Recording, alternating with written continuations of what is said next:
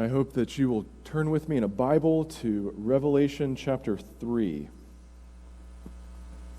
Revelation chapter 3. And we will be looking at verses 1 to 6, which is the letter written by the Apostle John when he was in exile on the island of Patmos, based on what he received from the Lord Jesus from heaven, to be delivered to the church in Sardis. Sardis.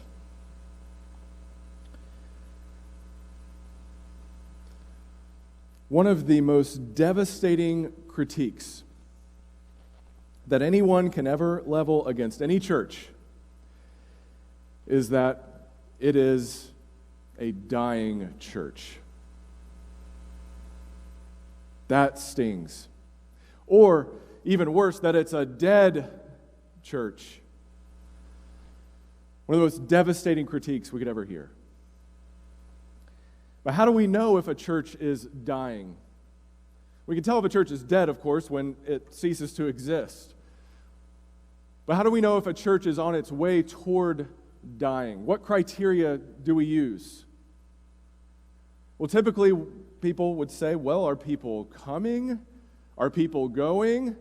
What is their average worship attendance like? And let's track that over a series of years and see how the lines go. And if it's a general trajectory down, well, then it must be a dying church. People might ask, well, how much money does it have? Is the budget going up or is it going down? How about the facilities? Are the facilities well kept? We can evaluate it that way. Or we could look at the teaching of the church, the soundness of the doctrine taught and preached in that church. Is it according to what God has given us in His Word or not? How about the moral standards of the church? Do people seem to be characterized by holiness or not so much? What criteria do we use? How do we know if this church is a dying church?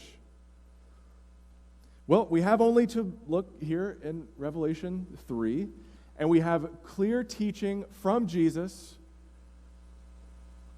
to diagnose exactly what a dead church looks like, and a dying church. So let's heed his words here as we read together, beginning at verse 1. To the angel of the church in Sardis write, these are the words of him who holds the 7 spirits of God and the 7 stars. I know your deeds. You have a reputation of being alive, but you are dead.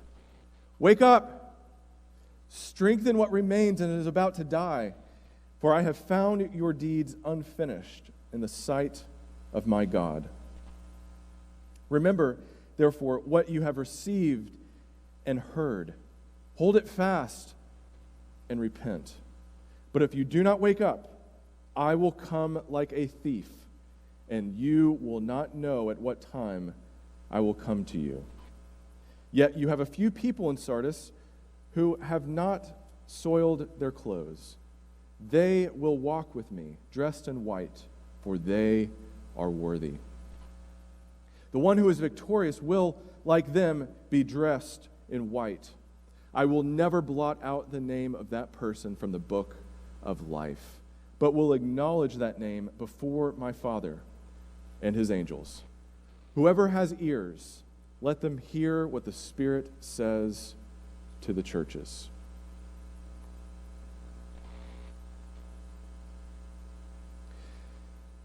These are the words of him who holds the 7 spirits of God and the 7 stars. What in the world does that mean? What are the 7 spirits?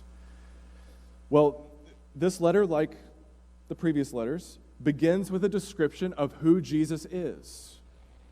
And Jesus' diagnosis of the church matches the description.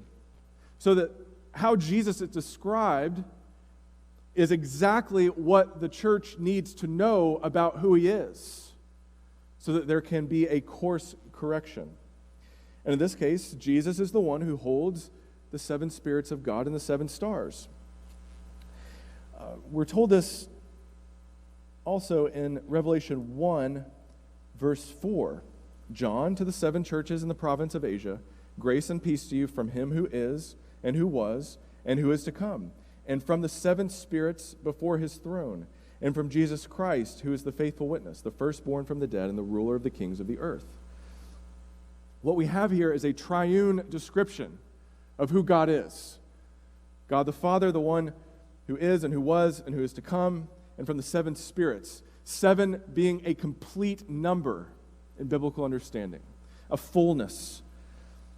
The Spirit, the Holy Spirit, who is before his throne, and from Jesus Christ, the faithful witness. The same language occurs in Revelation 5, verse 6. Then I saw a lamb looking as if he had been slain, standing at the center of the throne, encircled by the four living creatures and the elders. The lamb had 7 horns and 7 eyes, which are the 7 spirits of God sent out into all the earth. So, in other words, this is a description of the Holy Spirit. But more specifically, it's describing how the Holy Spirit knows all and sees all and cares about all as he exercises the rule of Jesus on earth currently, as he enlivens and guides the church of the Lord Jesus Christ. And his presence is a searching presence. He is sent by Christ and by God the Father out into all the earth to search and to probe. And that means that he can see far more than we could ever see. So that this church in Sardis can have a reputation, literally a name of being alive, but he knows that they are in fact dead. They are on their way toward ceasing to exist. It's been said that the church in Sardis is a morgue with a steeple. It's a zombie church. It's filled with living bodies, but spiritually they're dead. And what we're being told here is the collective corporate reality of the church. There are very much people in this church who are alive, who are spiritually awake and alert. But what Jesus is diagnosing and calling out here is the corporate collective nature of the church, how it is as a whole, and this matters. Of course it matters that each of us as individuals is brought alive by the power of the Spirit. There is no other way to be born again. There is no other way to become a Christian than for the Spirit of God to bring you alive. This is something vital to understand about the Christian life. To use a metaphor, if you imagine a boat out looking for survivors of a shipwreck, think the Titanic. You have people out in the water who are drowning. And for many people, coming to saving faith is like calling out and saying, "Is anyone out there alive?" And the person who is kicking around and swimming in the water says, "I'm here." And they say, "Give me your hand." And they take their hand and they pull them into the boat and they're safe. So that sinners are drowning, but not yet drowned. But I need to tell you, that is not an accurate description of how we come to saving faith in the Lord Jesus. We aren't just drowning in the water, we are drowned. As Paul puts it in Ephesians 2, we are dead in our sins and transgressions. So that we can call out on the water and say, "Is anyone out there? Is anyone alive? Give me your hand." And sinners, by their own power, will never wake up, will never reach out. because they're already dead, they're drowned. If we were to rely on our own strength, we might as well go to a cemetery and try to call forth the dead. It's useless. But with God, all things are possible. And by the power of the Holy Spirit, the sinner can be reborn, born from above, born again, enlivened, awakened to their sinfulness, awakened to their need for Jesus to die on the cross for their sins, awakened to take hold of the offer of life everlasting in Jesus. That is the nature of the Christian life.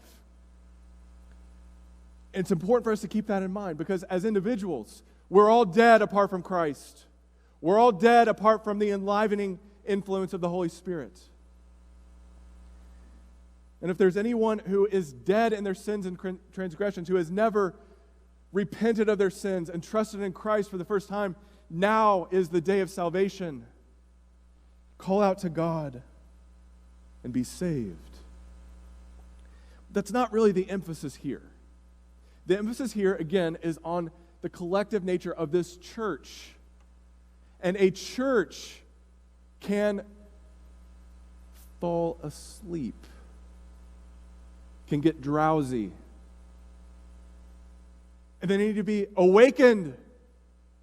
They need the Holy Spirit to be poured out. They need to be filled with the Spirit. They need to walk in the Spirit.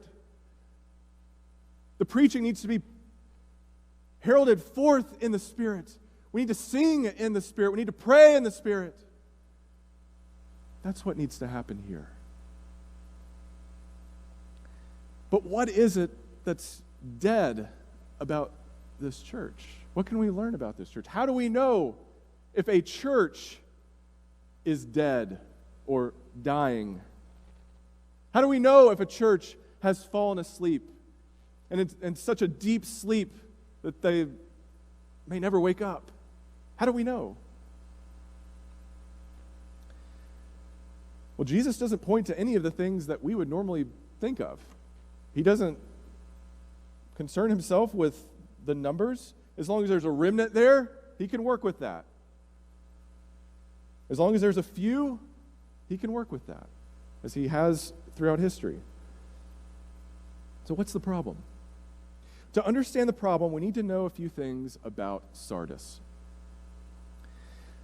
If you travel southeast from the previous city of Thyatira and go about 30 miles, you'll arrive at the city of Sardis. And Sardis is a city that had an illustrious history.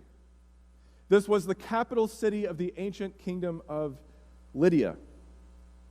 A proud history. But also a history marked by conquest. In the year 547 BC, for example, Cyrus the Great of Persia laid siege to this city. And the people of Sardis thought that they were in an impregnable city. They had guards all around their city. There's no way anyone could penetrate. The only oversight was that there was one precipice, one steep cliff. And they thought, surely no one is going to get up that cliff. So we don't need to post any guards there. But one observant soldier noticed a helmet roll down that steep cliff. And he noticed one of the soldiers in Sardis climb down to get it and climb back up. Uh-oh, there's a way in, thought the Persian. And so he climbed up, and before they knew it, the whole city of Sardis was overwhelmed and conquered.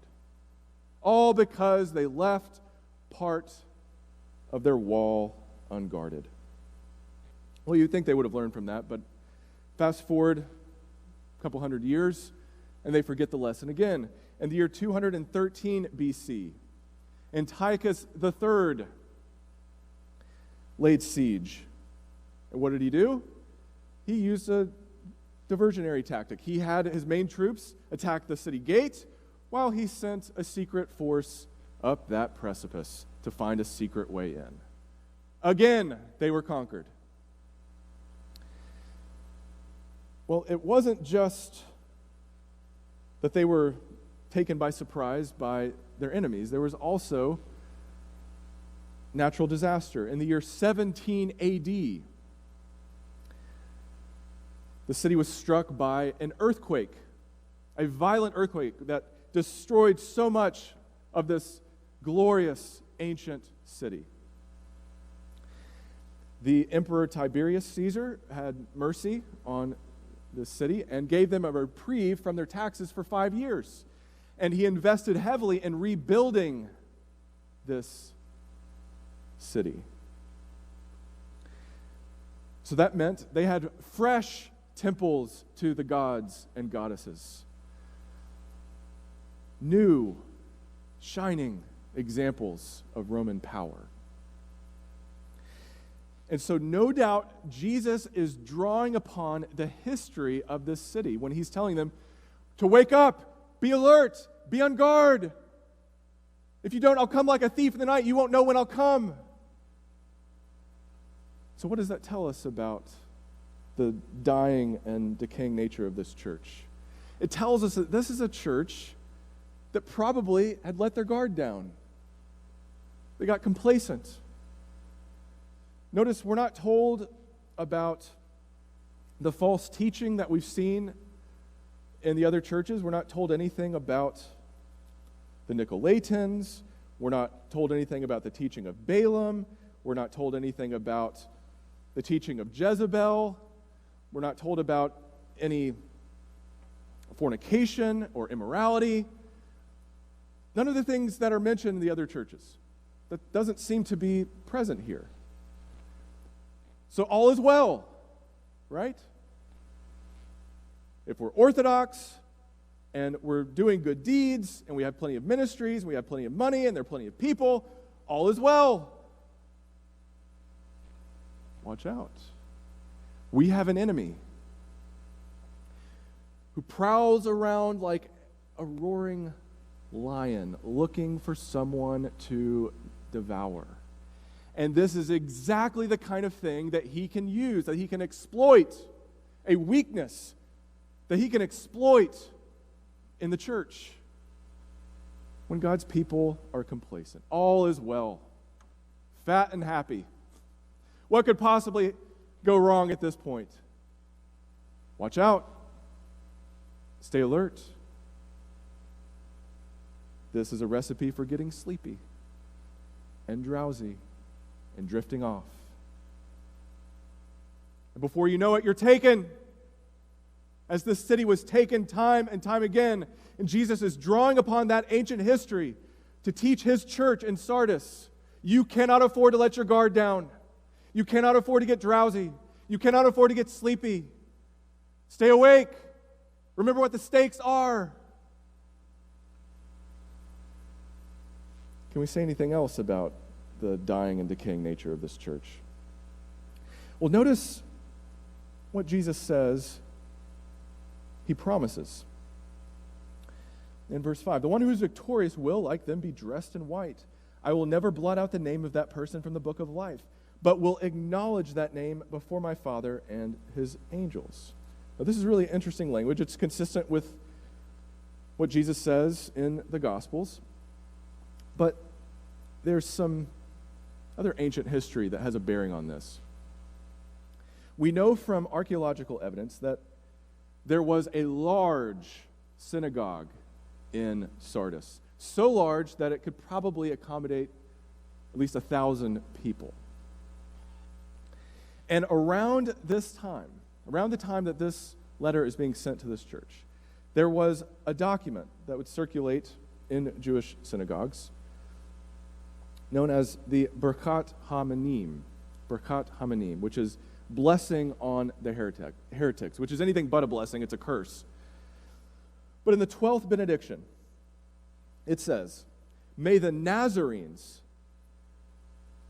and the Minim, that is the heretics, suddenly perish, and may they be blotted out of the book of life and not enrolled along with the righteous. Now that's interesting. Jesus says, whoever stays faithful to me, whoever is victorious, whoever stays alert, whoever refuses to have their clothes, their lives soiled by sinfulness, I will never blot their name out of the book of life. You may be blotted out of the book in the synagogue. You may not be on the roll there, but you will be in my book, and that's all that matters. And so, probably, what is happening here is that these Christians in Sardis are not known to participate in emperor worship. They have a name for being alive. They have a reputation for being alive. They don't mingle with the pagans. And praise God they don't. Jesus knows that. Everyone knows you don't participate in that. You refuse to worship and bow down to Caesar. You refuse to worship and bow down to the gods and the goddesses around you. You refuse to participate in eating food sacrificed to idols. Good. But you're still refusing to acknowledge me. When this benediction is read, you remain silent so that you're actually dead. Because you refuse to boldly and publicly acknowledge who I am, to acknowledge my lordship before people, because you're so comfortable in your pew, in your seat. So, how do we diagnose deadness? Two things primarily. First, complacency. Number two, a lack of boldness. A lack of boldness. That is what we see in this church in Sardis, and this is what we need to be vigilant against in the church today. Complacency and a lack of boldness. This is a recipe for a dying church. Now, what are some reasons that we might grow complacent? What are some reasons that we might fail to be bold for Jesus? Well, here's a key one. Secret sin. It's hard to be passionate, publicly passionate about Jesus when you're harboring sin in your heart and you know it. And you know you need to confess that, you know you need to repent of that, but you refuse because you love it too much. And you love that secret sin too much to let it go. And that will inevitably hinder your witness. It will inevitably lead to drowsiness and a dying witness in the church. And your secret sin doesn't just affect you, by the way. Your secret sin, if you're a part of this church, affects all of us.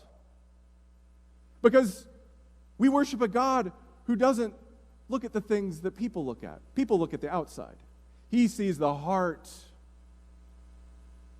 And when we show up and act as though all is well, and we act as though, yes, I'm ready to confess my sins and repent of my sins, when we don't really mean that, it affects all of us.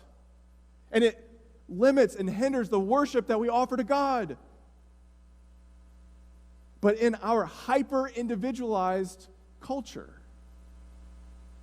we think it doesn't matter. That's my business. My private life is my life, none of your business. Stay out of it. Now, you don't have to tell me what it is. You don't need to confess to me.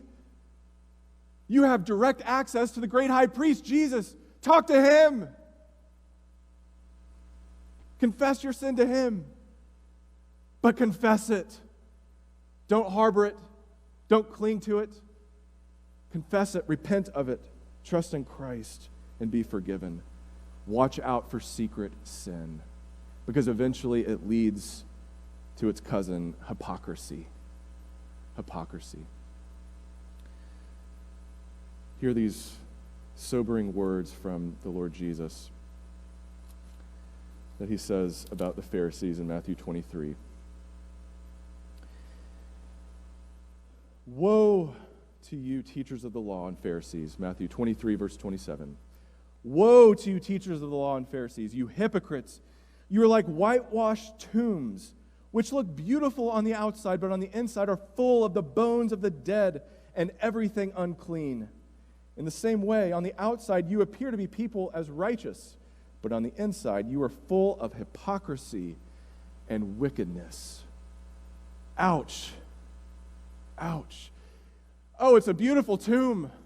People want to admire it. Wow.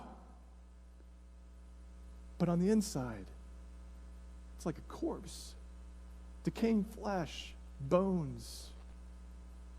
May that not be true of Tabernacle. May that not be true of you or of me. May God protect us from secret sin and hypocrisy.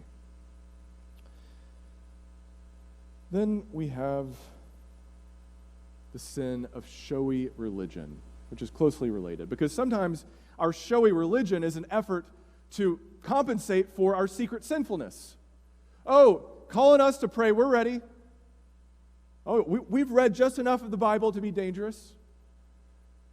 Oh yeah, I'll be there on Sunday. Everything's good. Everything's fine. And time again, God warns his people of showy religion, of doing things just because you want other people to think well of you, of honoring God with your lips while your heart is far from him. Beware of showy religion. And then we also have minimized religion. And this is very subtle. This is very subtle. This is something Satan loves to exploit. We don't naturally drift toward anything good. Remember that. We don't naturally drift toward anything good. We drift toward what is wrong because we're naturally sinners with corrupted, desperately sick hearts. And on our own, we will drift toward what is wrong. We will drift toward watering down the faith. It takes effort. It takes awareness to move toward what is right by the power of the Spirit. Be aware of that. We all succumb to this. If we don't pay attention, we will try to do the absolute bare minimum. And I'm not saying this to guilt trip anybody, but just to highlight the kind of environment we find ourselves in. Even people who come to church think that the Lord's Day, Sunday, is the gift of a second Saturday. And sure, they want to come to church, but just keep it in an hour, please. We got places to be, things to do. Come on. We want to get our religion in. We want to do the bare minimum. We don't want to make God angry or anything, but don't make it any longer. And please don't ask me to come back on Sunday night. Whatever you do. I don't want to come to pray. I don't want to come to church conference. Don't come and ask me to come back. Just bare minimum. And I think this sometimes when people are critical of the length of a worship service. Because sometimes that can reflect this bare minimum religion. It can reflect a lack of spiritual maturity. When people are in a hurry, and I'm thinking, why did you even come? It seems like you just came so that you could leave. Did you come to worship? Did you come to be sensitive to the Spirit? To be led and guided by the Spirit? Or did you just come to get a little help? Get a little boost for the week? A little encouragement? Test yourselves against this. Let's test our church against this. This is what Jesus says is a dying church. Never mind what you think a dying church is or what anyone else tells you a dying church is. This is what he says. It looks like complacency. It looks like a lack of boldness.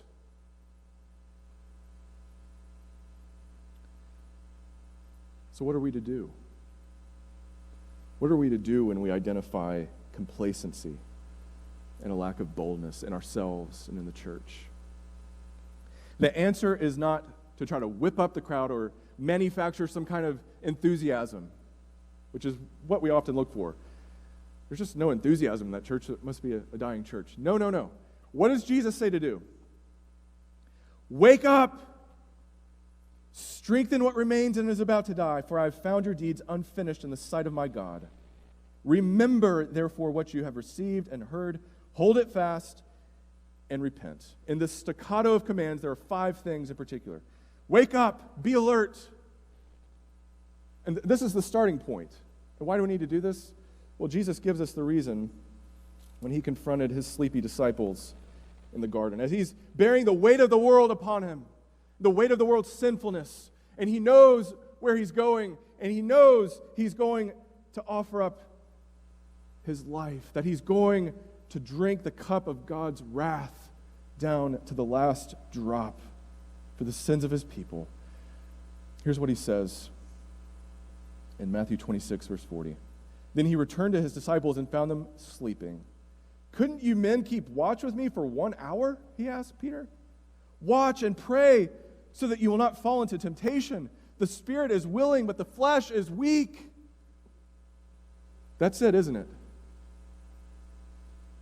The spirit is willing, but the flesh is weak. We want to stay awake. We want to do what's right, but we're weak. So what do? This is why we must pray. A church that does not pray together is dying. Period. A church that does not emphasize the need to stay awake and alert, no matter what, is dying. They're like the ancient city of Sardis, just waiting for the enemy to climb in, to find an entry point. But then we're also to strengthen what remains and is about to die. There's enough left to work with. There's a remnant here. There's a remnant. Jesus calls his disciples his little flock. My little flock, do not fear. My little flock, do not fear.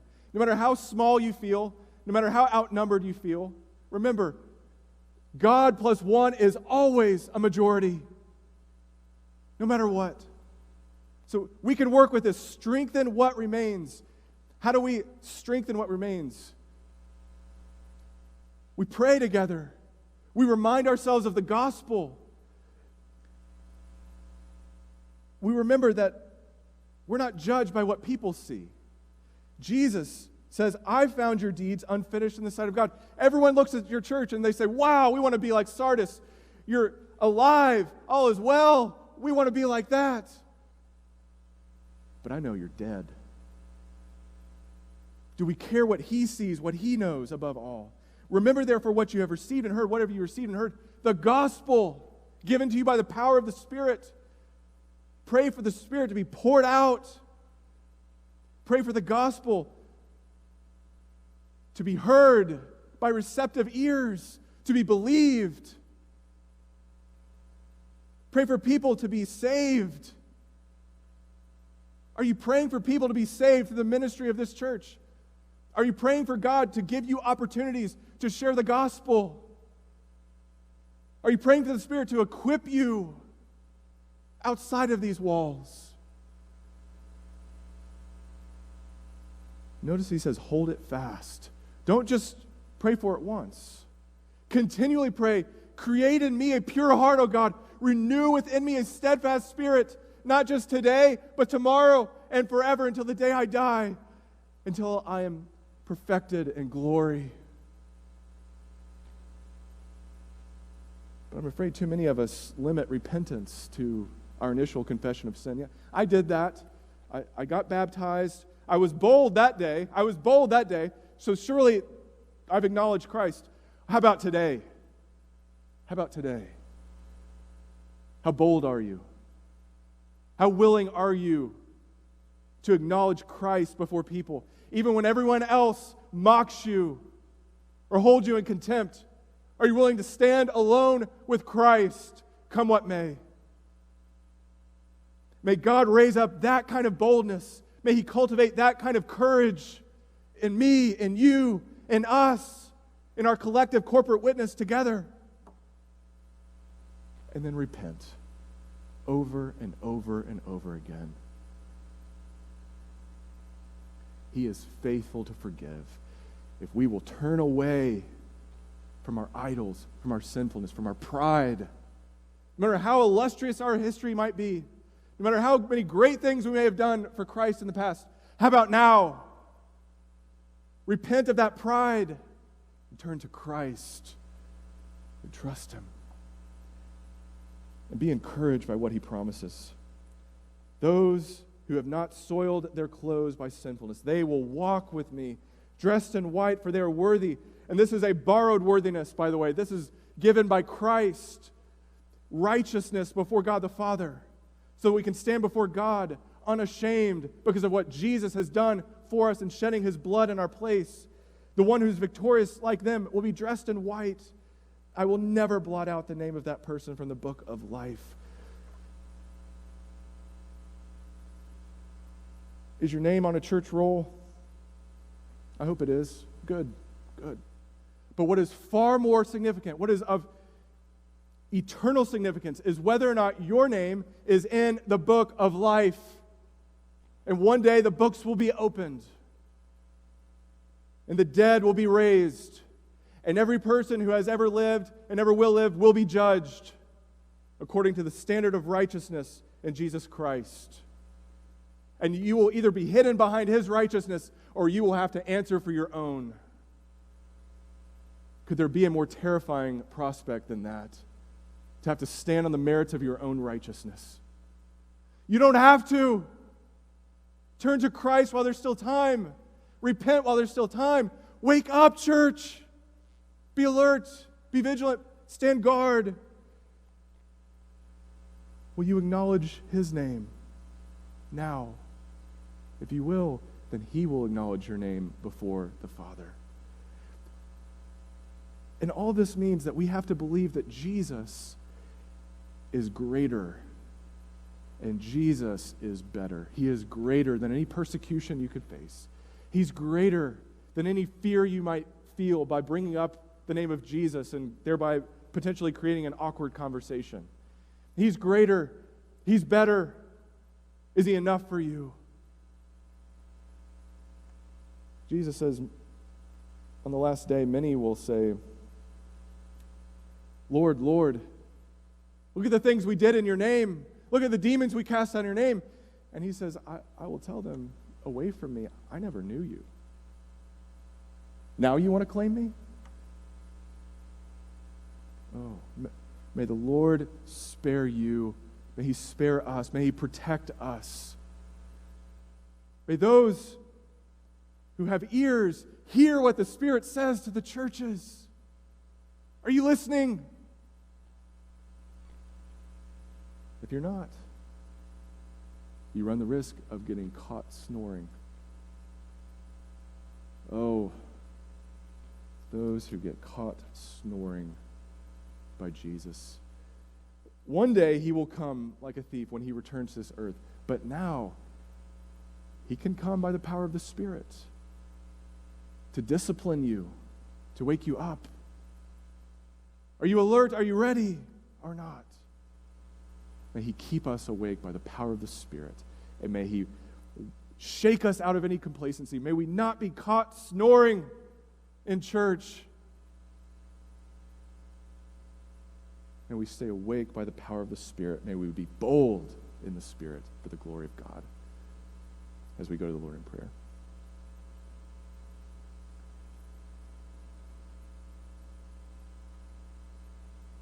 Lord, we thank You for the reminder that in Jesus we have someone to celebrate.